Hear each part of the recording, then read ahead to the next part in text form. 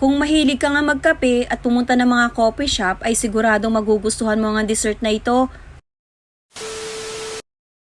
Gagamit nga ako dito ng harina, saka itong great taste nga na hazelnut flavor, evap milk, itlog, baking powder at asukal. Isama nyo na rin yung black coffee, saka nga pala yung melted butter o kaya naman ay cooking oil. Para maging smooth yung texture ng ating gagawing cake ay una ko na nga muna sasalain itong mga dry ingredients. Kagaya ng 2 cups na harina, saka yung baking powder. Naglagay na rin pala ako ng konting asin pampabalansi ng lasa. At ito nga palang great taste natin na hazelnut ang flavor. At nag-add na nga rin pala ako dito ng 1/3 cup ng sugar.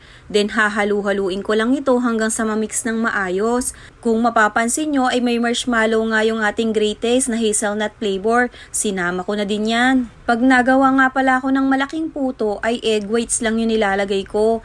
Hiniwalay ko na nga yung egg yolks. Gumamit na lang ako ng kamay para mas madali. Huwag nyo na akong iba siya. Naghugas naman po ako ng kamay.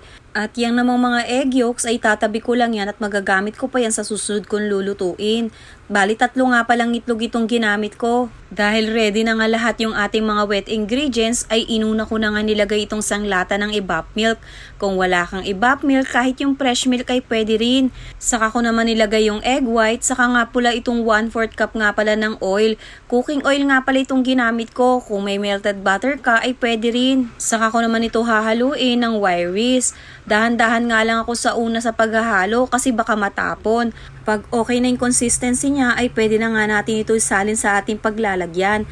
Tapos ay nilagay ko na nga ito dito sa aking 6-inch na baking pan. Nagpakulo na nga rin pala ako ng tubig sa steamer at isasalang ko ito ng mga 35 to 45 minutes. 2,000 years later. After 35 minutes ay chinek ko nga ito. Medyo hindi pa okay yung loob niya. Kaya sinet ko na nga ito ng mga 45 minutes at lutong-luto na nga ito. Saka sinet aside ko muna ito para lumamig ng bahagya. Gagawa naman ako nung ilalagay ko sa ibabaw nito. Sa tasa ay naglagay na nga ako ng 1 tablespoon na coffee. 3 tablespoon naman ng sugar. Then 3 tablespoon ng mainit na tubig. Saka ko naman ito hahaluin gamit nga itong strainer. Ito nga yung mga nakikita ko na ginagamit nila sa paggawa nga ng dalgona coffee. Parang DIY nga ito sa bahay kung wala kang ng pang mix. Pag okay na yung consistency niya na ganito ang texture ay saka naman ito sasalin sa ibabaw nitong ating ginawang cake. Sobrang sarap nito at napakabango. Dahil may natira pa nga ako ditong mga chocolate chips ay nilagay ko na rin ito sa ibabaw para mas masarap itong ating coffee hazelnut cake. At dahil nandito nga si Papa o yung tatay ko, siyang unang-unang nakatikim nito. Nagustuhan niya at sobrang nasarapan nga siya.